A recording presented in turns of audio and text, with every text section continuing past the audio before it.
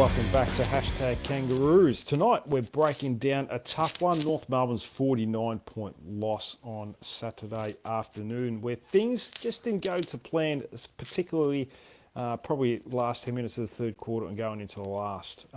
We'll go through where it went wrong, from the key moments that shifted the game to the areas where the Roos were beaten around the ground. There were a few positives, but overall it's one that raises some bigger questions about consistency and maybe some personnel and execution.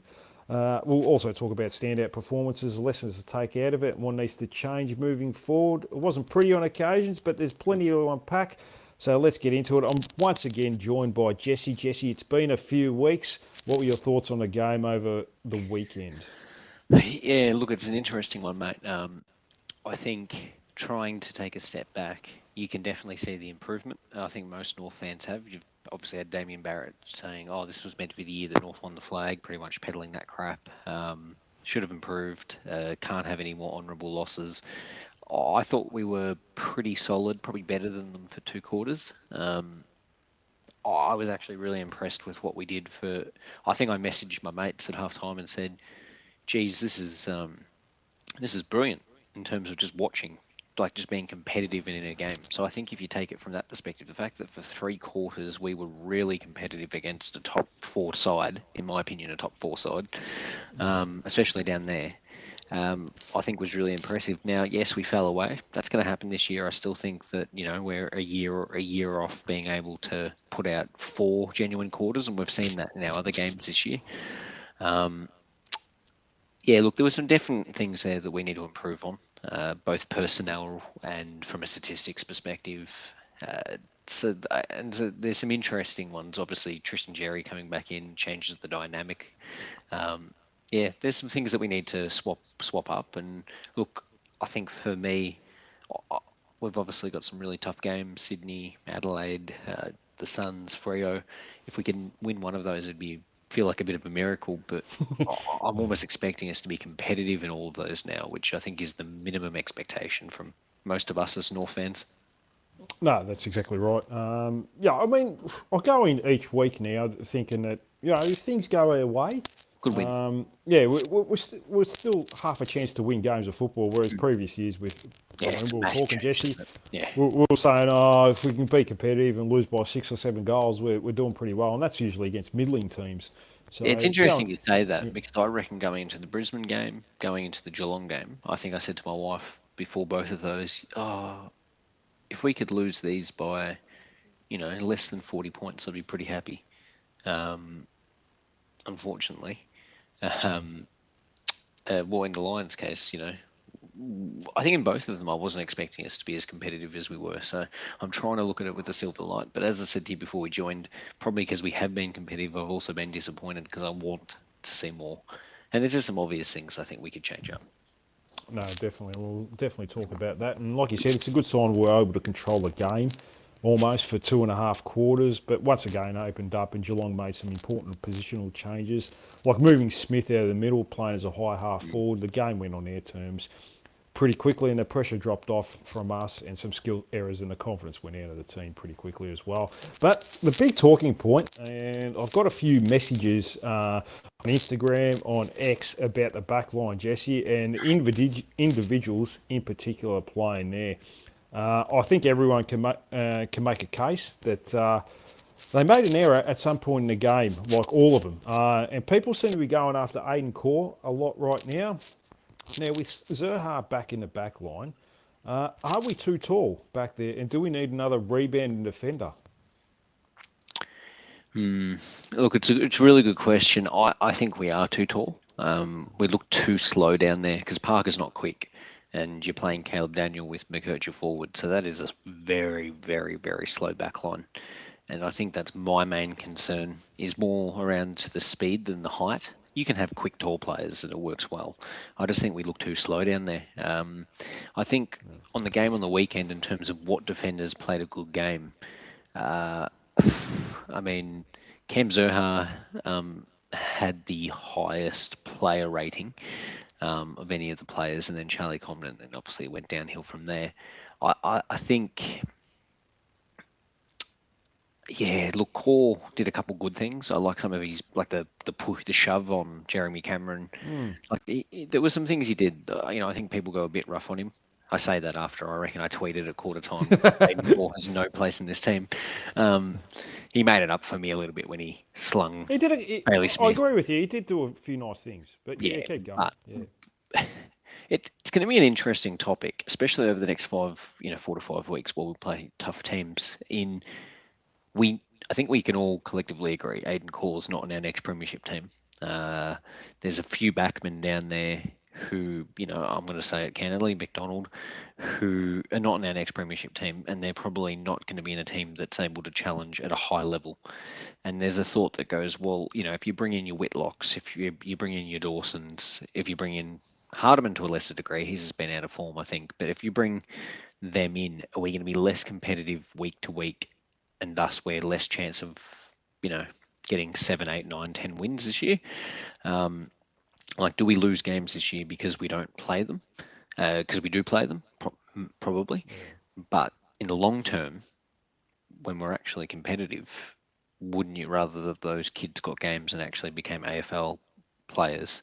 So it's going to be a bit of a trade-off for us this year in terms of how much games do we put into the young defenders, because we've got so many young defenders. And I think with some of them, they're not going to be the type of players that beat down the door at VFL level. Like Archer was never one that beat down the door at VFL level. He looked pretty average. You bring him into the AFL team, and I think he did better than he did at the VFL level. So there's going to have to be a point this year where they make a call on balancing some of the older veterans. We spoke about, not to pivot to the forward line, but we spoke about Darling in the forward line.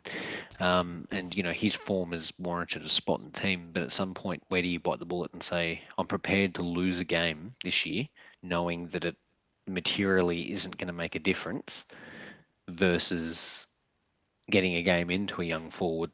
In this case, it would be Whitlock or Goad. So yeah, look, it's gonna be an interesting one this year. But yeah, the defense just looks way too slow for me. I think you've got to get Hardiman in there, adds a little bit of pace. He's obviously a defensive small. He's an elite kicker of the football. On the weekend, some of his kicking in the BFL was fantastic. So I think they've just got to inject a bit of youth and a bit of pace into their back line, and Matt might cost us a game, sure, but if it wins us a final, gets us to finals in the long run, I think we've just got to take a bit of a longer view. I suppose it's getting that balance. I mean, you can't just play a bunch of kids, but you can't just ignore No, them but you've got Parker down there, and when none of us are saying drop Comden, he'll play down there, and I'm not even opposed to, I'm not saying we drop Griffin Logue. I actually think Griffin Logue has been pretty decent at times. I think he's done some good things, and I think that he's probably, I have him and Comden as the main two key defenders at this point in time, over a Pink or a Core. I'm just saying that you probably don't need 3 tall key defenders who are that slow. Now, adding a Dawson into that mix, he's not overly quick, Dawson. He's as we saw last year, he's more suited to playing on the key gorilla, slower key forwards, if you will. Which is fine. We need one of those. But it just means that if he does that, you need to rejig things a little bit. Well, Whitlock probably has a little bit more agility and mobility. But they're hell-bent on playing him as forward at the moment, which is okay. It's okay to a degree that he's not going to get an opportunity in the ones because we've got too many forwards as it is. That's the only issue with Matt Whitlock. Yeah, and I think North fans are always going to gravitate to the fact that Jack's just got the Rising Star nom this week. Jack's looked really, really good. He was the better rated player as a junior, and the only reason they went Matt is because they wanted someone who could play forward and back. So it's a bit ironic that they're playing him as a forward, and Jack was clearly the better player, and like 4 to 5 picks predicted a better player and forward. The irony is that we could have had, and again, I'm not picking on Matt Whitlock. I think he looks like a really talented player. Just needs games. The irony is that you had someone like Job Shanahan, who obviously drifted to the pick before, I think, the pick before Jack Whitlock, and I love Job Shanahan. He'd be I think he's a good player. Yeah. like at West Coast, which is obviously a few years behind us in their development. He just looks like an absolute talent. Can play forward and back. So, I mean, look, that's always going to happen. It's a bit of a lottery with your tools, but Matt looks very talented to mine. I just think he's got to be in the seniors somehow. Well, you're almost saying, Jesse, that Brady Rawlings may have made a mistake picking the wrong Whitlock there, Jesse. But look, we can't knock Mm. Brady Rawlings. He's done a lot of good things, so we'll keep going with that. I- What do you make of Griffin Logue's job on Jeremy Cameron? You mentioned that he did come in for mm, criticism as well. He mm, couldn't go with him up the field, especially when it got outside the mm. defensive 50, because he struggles with his athleticism. Yep. But when the game was in a balance, Cameron hadn't kicked a goal. It was when the game opened up in the Yeah. last quarter where he had a real influence and got a few goals late. Like, if you said to me this week, who should the matchups be? I mean, Logue should play always deeper to goal, Yeah. and then Comden takes the higher player up the ground. So I think, on that, and, not to jump ahead to the matchup this week, but if you use that as that type of example where you have a Kerno, you have a McDonald, you have a, Logue probably gets first crack at Kerno, who this year for the Swans is playing really deep, like how the goal square deep. And then Comden drifts up the ground probably with your Joel Amadi or your Logan McDonald type.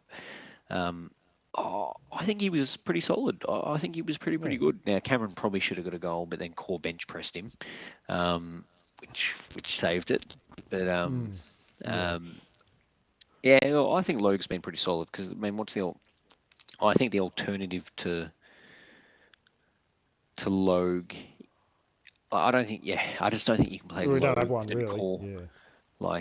It's an interesting one because Dawson, I would say, is your big gorilla key defender. Logue isn't that tall. Logue's only 195 centimeters, 196 centimeters. Probably, It's probably, and again, obviously he's done a knee. This is probably the first year he's looked pretty fit. He just needs to work on his fitness, continue to work on his fitness, but he could play second, third defender because Comden's pretty mobile as well. Comden, you could play against some teams. You could play two key defenders. The problem with Core is he just doesn't have the height. So on the weekend, Comden had to go to Shannon Neal almost, and then Core's is playing on Oliver Henry, who's more of a medium that really a Zohar could have gone to, or a McDonald.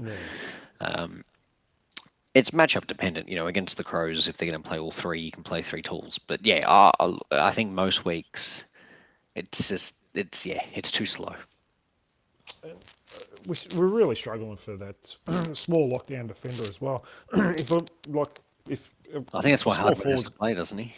what's that? Yeah, I think- exactly right. Yeah, I mean, we don't have a small forward that's got much pace. A small defender that's got much pace. If a small forward's got a little bit of pace, Oh, we're cooked. yeah, we're in trouble. Sean Manor kicked 4 goals. Well, we got Swans this week, and Roses kicked yeah, 6 he or kicked 7 on the 7, weekend. yeah. Oh God, he might kick 17 on us.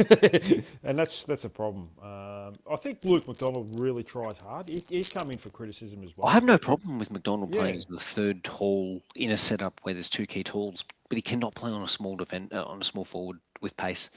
It's just not his go. No, I agree with that. Look, you got caught a couple of times, but you had 17 possessions, 6 intercepts, 88% disposal efficiency. I've got no problem with him in the team. No, I don't I think don't either, I don't no. think you can have him in the back line with Core, Logue, and Zohar. Well, we mentioned the 4 talls. Who goes out of that team if we're going to go a bit small this week? Because one of those have to go out. Well, as I said to you, the Swans are hard because they've also got 3 tall forwards. Yeah, no, that's right. So it may not be the week to do that. And we may persist with the back line, as in from a tall perspective, for another week, rightly or wrongly. I think the week after we have Adelaide, who Tex is now injured. I think Fogarty's injured, so it might only be Thilthorpe. In which case, we could go shorter. And then from there, you got the Suns, I think, and they're quite tall. So we actually, ironically, we've got a run of teams where... And then I think we've got Freo after the bye who are quite tall. So we do get a run of teams that are quite tall. I think you've kind of got to risk it a little bit. Like if you look at other key defences, like if you look at the top teams at the ladder at the moment being, what is the ladder? It'd be Sydney. Who's Sydney's key defenders? They got McCartan, who's not overly big, and then they've got Malikan, who's 165 centimetres, and then Blakey obviously can play above his size. You got Freo that plays Cox and Pearce and Ryan as their kind of intercept player. Hawthorn would play, I think, a Bryson Battle, I suppose, and then Sicily. Brisbane's a good example. Their back line has got Harris Andrews and then a bunch of mediums. I think, even all of those teams, Sydney, Freo, Hawthorn, none of them have got multiple gorillas. They've got players who are pretty mobile, and we just don't have that. Other than I just think we're just too slow. So you could make a case for core going out of the side. Like I said earlier, we've also got to make a case. Do we care about being too tall if we can get games into a Dawson or a Whitlock? Yeah, look, I suppose you could put Dawson in, go against McDonald or something this week. I don't think Logan McDonald's overly athletic, so he might be able to go with him. No, it has been rucking for them as their backup rucker. Yeah. He's had a good year. Yeah. Well, we'll have to wait and see. But there's certainly a lot of questions with that back line at the moment. Midfield. Were you surprised that they didn't use Finn O'Sullivan to tag Bailey Smith this week, and they went with Jai Simpkin?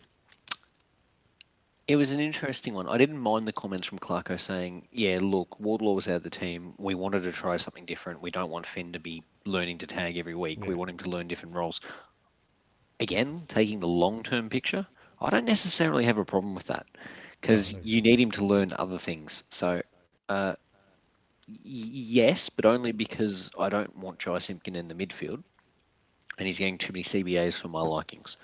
That's not to say I don't like Simpkin in the team. I just don't like him in the midfield, and I think we've given him too many midfield minutes the last few weeks with people out. So I'm of the opinion that I would have liked Finn to get the role, but the reasoning they didn't do it, I'm okay with. That makes sense. You want him to learn to win his own ball and not be running around chasing someone every single game. So I got no issue with that. But this week I would be telling someone to go to Isaac Heaney. Obviously, Goulden's not playing. Chad Warner is up and down. The interesting one for me is a McInerney this week because I think, and I've got these stats here somewhere, McInerney is ranked second in the comp for score involvements. He's had a very good year. He's had a very good year, ranked second in the comp for score involvements. And there's a lot of his game that I actually think that McKercher should base it on, which is if you look at McInerney, he almost plays a straight line game. So it's from centre half forward to centre half back in a straight line. He just runs a straight line. They know where he's going to be. They give him the ball and he delivers it. That's his role. And I think McKercher, that should be his role. And I think he is learning actually that role. If you can stop a McInerney, ranked second in the comp for score involvement. So, it'll be interesting to see who we lock down on. But I don't know if I would give Simpkin a Heaney. I'd almost give that to an O'Sullivan. I think it's a really good challenge. He's their most dangerous player. Yeah, I mean, on Simpkin, I thought he was outstanding. When the game was in the balance, his job was really good on Bailey Smith. He had 21 possessions, kicked 2 goals. Bailey Smith only had 16 possessions in the first 3 quarters. We obviously broke the tag in the last quarter trying to go for the win, so that doesn't really count last quarter where he had 10 or 11 touches. No, Simpkin played a fantastic game. I absolutely think played a fantastic game. I don't like his centre bounce work is probably more. Of course. Yeah. But there's no reason why he couldn't play as the defensive winger. Like every team has he probably should have rather than Blum Myers had the job on Oliver Dempsey, for example. I actually don't mind him playing the half forward flank as well because I actually think that he's a good conduit player, like what we're trying to get Espargo to be. And I think the main thing about Simpkin is his ability to actually score and kick goals is heavily underrated. And that's why I actually don't mind him playing that half forward position. I really like Simpkin in the team. He's in my team. The main thing with the Simpkin is, I just don't think he's in the best CBA mix. No, that's fair enough. I think that was one of the reasons why he wanted to leave because he wasn't in the CBAs and he wasn't planned to be in the CBAs. On the weekend, he had more CBAs than Harry Sheezel. Yeah. Well, we might as well go to Harry Sheezel now. He got the tag by Oisin Mullen. Yeah, only 20 touches, but he may have to get used to that in the future. I would have liked. I was thinking this during the game. What's that? Kicked a goal, which was good. Yeah, definitely. I would have liked for them to just try something different and push him deep forward.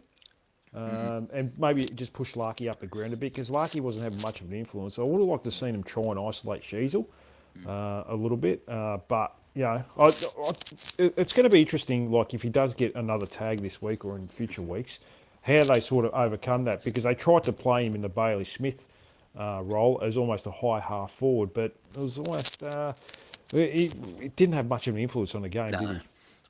Look, it was an interesting one. I thought Sheasel, when he was in the midfield, handled the tag okay. And what I mean by that is you watched Bont get absolutely demolished the week before last by Oisin Mullen. And then obviously last week, Butters went up against him and killed him. And I really liked what Butters did. Sheasel, I thought he did a decent job of handling the tag. I was convinced they were going to tag LDU. I was convinced they were going to tag LDU. So the fact they went to Sheasel really surprised me. I was tempted to say if Sheasel gets tagged again and he is struggling with the tag, I agree. Either put him deep forward or put him at half back. Oisin Mullen can't kick goals, so drag him to half back because Sheasel can play ball he can wreck it down up, back and he'll deliver it well. Because then you're forcing the tag to go to an LDU or a Wardlaw or someone. Obviously Wardlaw didn't play, but I just think there's some other things you could try. But I actually think he handled it. Like he's going to have to get used to it. Every good player is, but I think he handled it pretty well. No, it wasn't too bad. Yeah, it was just like he was under a lot of pressure every time he got the ball. He couldn't get the ball out in space a lot over the weekend, and that makes it hard for him. I thought Cherry was very good outside of the centre bounce. 30 touches, 14 clearances himself. He's given the midfielders first use. If he's not giving it to them, he's just grabbing it out of the ruck and hoisting it forward. So, yeah, which is a really good sign because I think we were a bit worried about him, Jesse, going into the season. But I don't think there's too much to worry about outside of probably just the centre bounce after a goal. Yeah, so here's an interesting one for you. Sherry played an absolutely fantastic game, stoppage tackles, as you'd expect. Interestingly, hitouts. We lost the hitouts 40-28. Hitouts to advantage 11-8. They started calling out during the game, which I really like, because like centre clearances, we lost 18-13, but we won the clearance. That has been the case all year. I would love for, like, if I go hitouts to advantage, Sherry had 6 for the game from his 23 hitouts. Cooper Trembath had 2 to advantage from his 4 hitouts. There is a part of me. If Goad was to come into the team, for example, I would play Goad every centre bounce and then swap. And it's interesting what Melbourne's doing at the moment with Max Heath and Max Gawn, where Heath probably has a better vertical jump. So they're playing Max Heath a lot at the centre bounce and then Gawn swaps with him. And even Marshall and De Koning are doing that a little bit. I actually think there's an opportunity there. I know people don't like seeing Trembath in the ruck, but he's got such a pure ruck action. I'd almost be tempted for Trembath to take the centre bounce ruck and then just swap with Sherry. Yeah, you can put Sherry at centre forward for and then just swap them. Like that's not going to. Yeah, that's right. Kill anyone. If it gets nullified and it's a draw, in another contest, you just swap them over. That's exactly right. Simple. Like obviously Tristan Sherry had the 14 clearances, but if I don't have the stats, those like the particular breakdown of that in front of me, but I'm assuming of his 14 clearances, the majority of those are going to be stoppage clearance rather than centre bounce clearance. So that says to me, around the ground, he absolutely dominates against anyone. He'll just knock them over and get the clearance himself. But in the centre bounce, I'd be playing someone else. He does not have. He's not suited to that leap. And you've seen. Your O'Brien's, probably your Briggs is a good example as well. There's probably 3 or 4 ruckmen in the comp who have really struggled this year or aren't getting a game. Like Jack Witts at Gold Coast is probably struggling with centre bounce work, and it's killing a lot of ruckmen. And it hasn't killed Cherry because of all of the ridiculous things he does around the ground. But for the centre bounce, I'd be tempted to play Trembath with the assumption that Goad isn't in the team. Well, he did a nice hit out to LDU. Trembath. Yeah, his hit out work is like ridiculously underrated. He has such a good vertical leap. Yeah, no, he certainly does. But in saying that, he may be in his first little form slump since coming to the club. No goals the last 2 weeks, only 13 touches combined. But I I guess guess it. Yeah, go on. Well, I was going to say, I guess that kind of lines up with the fact that he's actually playing against decent defenders, which is, I think, a fantastic learning experience for him. I think the one thing I will say is what I've noticed the last few weeks in particular, probably because we're playing against better defences, and we're bombing the ball probably longer a little bit more because we're under pressure up the ground from good teams, is him and Larky, Darling, whatever, all running to the same drop zone. And I'd like to see a little bit more spread between them, just because I think they're running into each other a few times. But we're talking about a player who's played less than 10 games, so Yeah.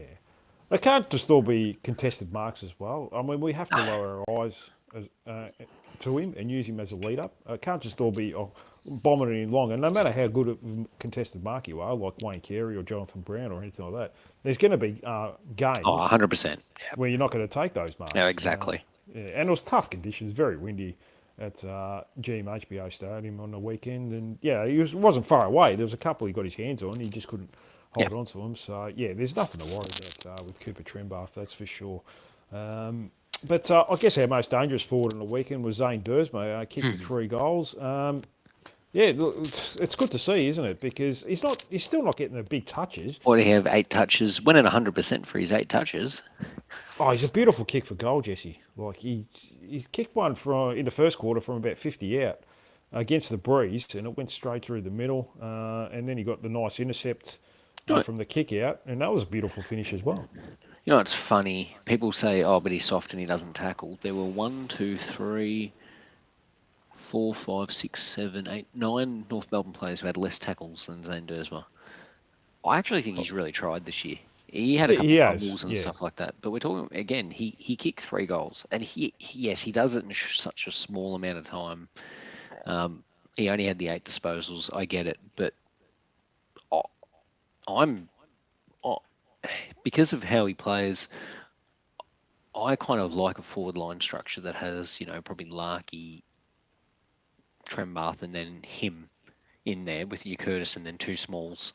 I kind of like that because he can play small, but I think all his goals on the weekend would have been from set shots. He did a snap when we went 7 points up in the third quarter. Yes, and but the other 2, I think, that, yeah, the other 2 was set shots. He's definitely come a long way this year, and there's a reason he's playing every game. His last 2 games, obviously, he was a bit quieter, but it's just about getting games into him. I think we can all see the talent. It's just we need to accept the fact that he's not going to get 20 disposals a game. He's going to be, he might be a 10 to 15 disposal player, but if he can kick 2 or 3 goals every game, we're going to be happy. No, exactly right. Definitely taken some big steps forward this year, which is really good to see. And hopefully we can extend his contract fairly soon because, he's definitely made a name for himself now. All right, we have to go a small forward battle, and it seems to be an issue. Jesse, Doveston is still learning the game. We're finding out how quick the game is. He looks like a player that is maybe struggling with the pace of the game. Oh, he looks slow. And how fast it's going. He seems to be a bit slow with his decision making, but maybe time to go back to the twos for a few weeks, I guess, for him.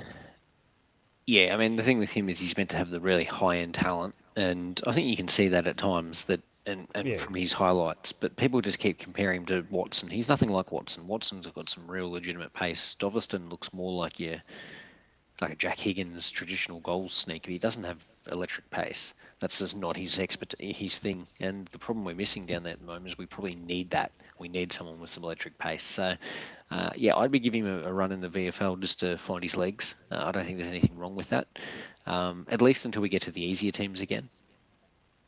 Through the next few games, I'd be playing someone with a bit more expertise. Are you a Charlie Spargo fan, Jesse? I don't know if you are. No. I didn't mind his game last week. I thought he did some good things, but I mean, he had 9 disposals on the weekend, 50 metres gained. He had 1 goal assist. He had 1 shot at goal that didn't score, and he had 1 goal assist and 1 score involvement being that goal assist. So he's not for me. No, he's not in the best 30 players. Yeah, okay, that's strong words. Look, I did watch a fair bit of him. I've probably seen a little bit of him in the last couple of weeks. He is a player that does follow a system pretty well. Like he does try and do the defensive things. He does try and get front and square, but he's never going to impact a game. And he's been like that. He was like that at Melbourne. He never really had a huge impact, even in that premiership year. He was a role player, and yeah, I mean he's a role player. But if he's in an average team, which we probably are an average team, Mm. going against good teams, he does get found out. Yeah, he does. He's just not. He's not finals AFL standard, and I think we've just got to accept. Well, we don't have to accept that. I don't know why we brought him in. So Simple you're as not a that. fan of his 3 years contract? If he plays more than 10 games over those 3 years, I'd vomit. I think he is. That's the problem. He looks. He looks. He just doesn't look fit. We're having a go at Dobberstone for being slow. Like Spargo just looks like sluggish. Well, he didn't have a pre-season, and he only Yeah, played a well, that's couple what of I'm saying. VFL So, games, and then well, they that's put him exactly straight right. in. Yeah, play him in the VFL. Play him in the VFL and let him build up his fitness. Yeah, it's a bit of He a just. strange one. It's just. Yeah. He's not my team. That's for sure. No, but look, at the moment, he's right up there with a few of them at the moment. Now, we also have to talk about Tom Powell. 8 possessions, did a few nice things, but was barely cited for large parts of the game. Mm. Does he need to go back to the twos and find some football and maybe some form, Jesse?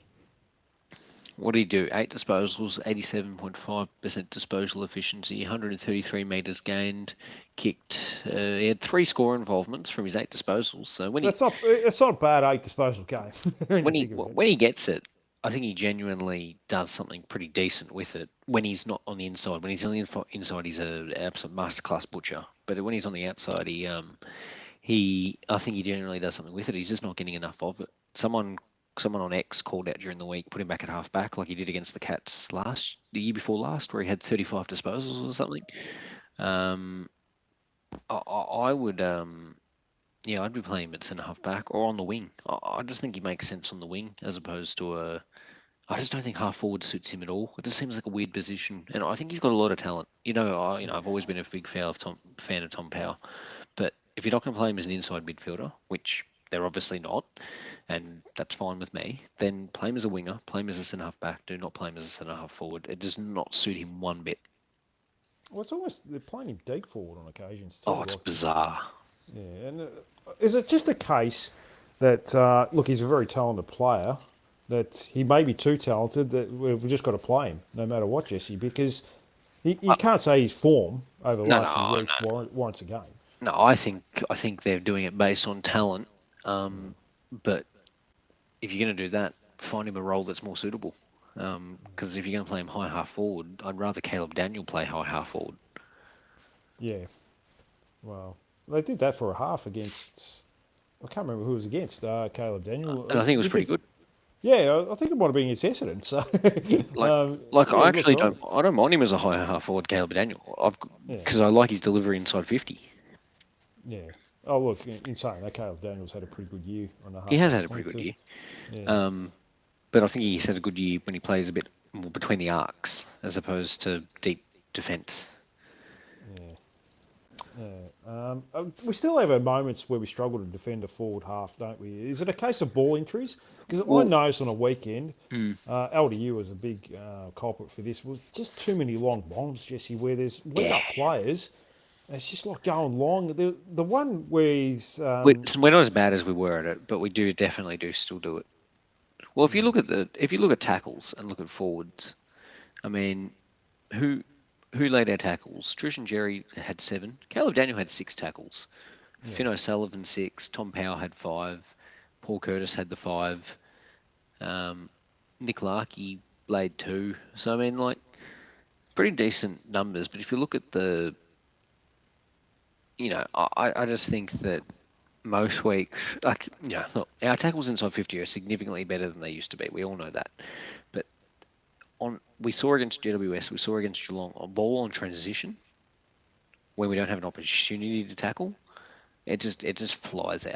It yeah, flies out of our back line with too much pace. yeah. Um, Forward line, yeah, yeah, like defensive half to forward 50 percentage for Geelong was like nearly 40%. and ours was 22 or something like that. So yeah. It makes it, it definitely makes it tough. So yeah, and particularly the last quarter, it seemed to happen a fair bit. So yeah, certainly plenty to work on. There were some positives, but certainly things that need to be improved going forward. That's for sure, and especially against good teams, you do get found out with little things sometimes because Geelong do have a good system and good method. And even though I thought they were really bad for 2.5 quarters as well, they'll turn the ball over a lot. But eventually, your system and method will always hold up. And once they cleaned up their skills a little bit, they managed to put on a score in the end. Absolutely. So yeah, we'll move forward. Now we'll go to the reserves and a fighting performance by the Rezzies going against a very good Geelong side, losing in the end by 13 points. Riley Hardiman, we mentioned him, had a very good game. Cooper Harvey. He gave some good drive and ball use out of the back line, so that might be an option going forward too, Jesse. Taylor Goad going against Reece Stanley, played a good game, 19 disposals, 30 hit-outs and 8 clearances along with a goal. Yeah. Toby Pink was the best key defender with 8 intercepts. Whitlock 2 goals. Banch tried hard all day, and Costanti, he played a Costanti game where his ball use was ordinary, and decision making on top of that was very, very ordinary. But in saying that, Jesse, thank God Rawlings extended him for another 2 years because teams will go hard for him at the end of the year. A lot of AFL listed players injured in that team as well. Fisher, hamstring 3 weeks. Goda didn't play. CCJ didn't play. Hansen didn't play. But I don't know. Like obviously we've talked about Riley Hardiman, but maybe bench. There's not much else to pick from, is there? Whitlock kicked 2 goals, 3. I think he kicked 2 goals last week as well. Against when we got smashed last week, didn't we? He could have kicked 10 plus goals for the year. So he's been pretty decent as a forward, Matt, in his position in the team. Yeah, look, Hardiman is probably the one for me that's obvious to come in. I'd be giving Banch another crack. Outside, I think he deserves it. Yeah. Like Dawson probably hasn't been in great form. There's a part of me that goes, why don't we swap Dawson and Whitlock around? Give Whitlock a crack in the back line for a while and give Dawson another go up forward. But yeah, I think they've got to stop doing with this crap with Dawson and the ruck. I could understand on the weekend because they needed a second ruckman for Goad. They didn't have anyone else because CCJ didn't play. But in saying that, Jesse, I mean, surely there's a country football they could just bring in. Do it with a VFL listed player. Don't do it with an AFL listed player that you're trying to develop. I haven't understood what's the point of playing a player that you see as a developing backman in the ruck in the VFL. Like, that doesn't make any sense to me, Jesse. Can you make any sense of that? No, I can't. No. Yeah, it's been quite frustrating, to be honest with you. But yeah, I mean, Cooper Harvey, do you think he'll win that game? He's got no defensive bone in his body. That's the problem for me. Yeah, look, his one-on-one defending is ordinary. Like, he can rack up the ball, but why don't we play him on the wing? He's got good marking capabilities. He can obviously get a lot of the ball. The problem is in our forward line. He might work in our forward line if you drop Zerha and throw him forward, and then you play him Curtis, Trembath. You know, like that forward line might work. I still think he's a forward, but maybe a high half forward. I think a deep forward suits him pretty well too, Jesse. They could swap him and Whitlock. Yeah, sorry. Yeah, that's what I meant. Sorry, yeah. Yeah.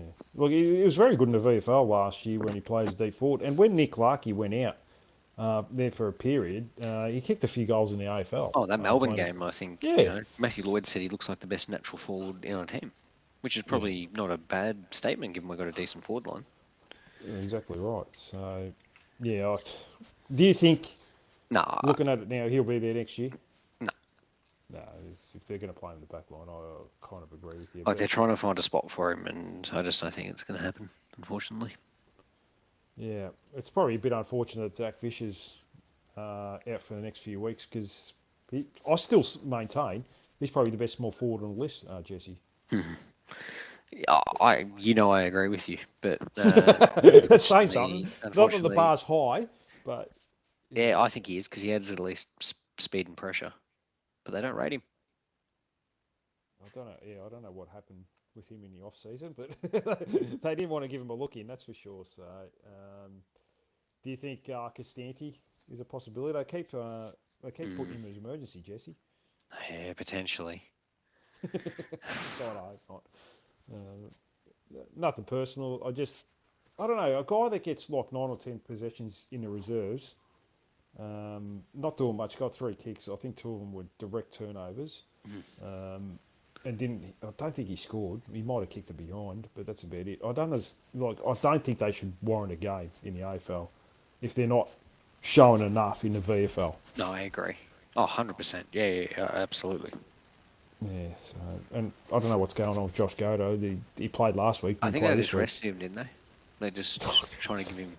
They're trying to manage him or something. I don't think he was injured. Yeah. Okay. Yeah. It's a bit strange. He didn't play the week before, so he played. He's played not last week, but he did play the week before. But the week before that, he missed as well. So It is yeah, strange. I don't know. I almost don't trust this medical team as much as I don't trust Brady Rawlings half the time. So yeah, it might be a few LD, like obviously George Wardlaw would come in for LD Youth. He misses this week, but we're certainly hoping that both of them can come in. But if George Wardlaw is fit and LDU is fit this week, who do you think could possibly come out? Mm, oh, they'll rejig things again, won't they? So it'll probably be. Yeah, well, Simpkin will go to the midfield. You'd have to think, wouldn't you? Yeah. And Fino Maybe Sullivan maybe, probably maybe a plays a role as Dovis. well. Maybe Dorviston. Yeah, yeah, and that means yeah they'll have to rejig the Yeah. forward line. Yeah. Blamires as well probably misses out. Yeah, unfortunately, which I think he's been pretty good. Yeah, look, he hasn't done anything wrong. He's every game he's played, he's been more than serviceable. But yeah, it might be just a balance thing because Simpkin probably goes back to the wing maybe on the weekend, and Blamires will probably have to go out. And if Wardlaw comes in, yeah, I'm not too sure. Probably for Doveston, but yeah, I don't know who plays as a small forward. Yeah, so yeah, a few little issues coming into this week. But do you give us a chance against the Swans this week, Jesse? I think I've got to give us a chance against every team. Yeah, Melbourne were pretty that's good to competitive hear. against them last week.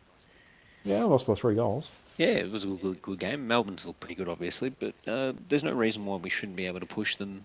I think their backline is susceptible still, so I think we can put a score on them. The main problem is going to be their scoring power, and we just need to lock down on Isaac Heaney. For the love of God, someone's just got to lock down Heaney. Yeah, put a little bit of pressure on him. He's probably the main one, isn't he? You lock him down, and I think, yeah, him and McInerney, as I said, if you can stop them, their ability to score is heavily diminished. Yeah, no, look, yes, like we sort of mentioned in numerous times, that selection will be very interesting this week. But there's obviously been a lot of rumours the last few days as well, Jesse, before we finish off, about maybe possibly going for big fish. Now, there's been talk about Jacob Wiedering. As you know, we talked about the defence and I'd be the over the issues that moon are. if it happened, but I don't see that happening. Yeah, why is that? You think is it just the contract? He Look, I probably think wouldn't want to. if we keep playing like we do for the rest of this year, we'll be far more attractive to players. Far more attractive. We should be able to start luring in some medium level talent and maybe the odd good player. You know, someone made a good assessment, which I actually made this call, you know, a bit earlier from someone who follows Brisbane pretty closely. Is there was the year when Fagan took over, where they were really competitive in their first year, lost a lot of games by less than 3 or 4 goals, and they were just infinitely better than they had been. And then the year after, they obviously made top 4, but that was because they also recruited Lockie Neal, Charlie Cameron. They had an influx of talent come in. I don't see a Lockie Neal or a Charlie Cameron joining North, so I don't think we have that advantage. But I think we'll be more attractive to players next year. I'm not saying you need to get Zach Butters, but you could get some decent talent into the team. But a Jacob Wiedering, if I'm Jacob Wiedering and I'm leaving Carlton, I'm going to a club that's challenging next year. Like I'm going to, Geelong or Sydney or something. How old is Jacob Wiedering now? It's what, Yeah, 20? it'd be close to 30, wouldn't he? Or I'll have a look. I would have yeah. thought he's about 28. Oh, yeah, he is. He's 28. He turns 29 Oh, this year. Yeah, okay. So is that the main area of the ground we sort of would Oh, like if you're going to go for a small big player? forward, small dangerous forward, and with pace and a key. Look, a key position player, but we almost need a small all-round defender just as much as we need a key position player. I'd argue. Yeah, it's going to be. I don't know how many of those are out there. That's why we No, went and after that's the Reno. problem, isn't it? Yeah, and look, would you be happy to give up draft picks now and Oh almost yeah, like yeah. like a Darcy Wilson or something like that comes along Yeah, as Darcy well? Wilson would be an instant upgrade on the wing over all our wingers. yeah, Dylan yeah, Stevens. yeah. Stevens. Who else we got? Simpkin possibly. Like Wilson would be an instant upgrade. I really like how he goes about it. Yeah, yeah. He looks like a promising young talent, that's for sure. He He's does, still very yeah. young, so. But yeah, a lot of things still to play out. Still got what have we got? 15 weeks to go in the season. We've got the mid-season draft coming up in a few weeks, and yeah, I guess. Do you expect James Tarrant to be going in that mid-season Yeah, draft? I Jeez, he's do. a talent, isn't he?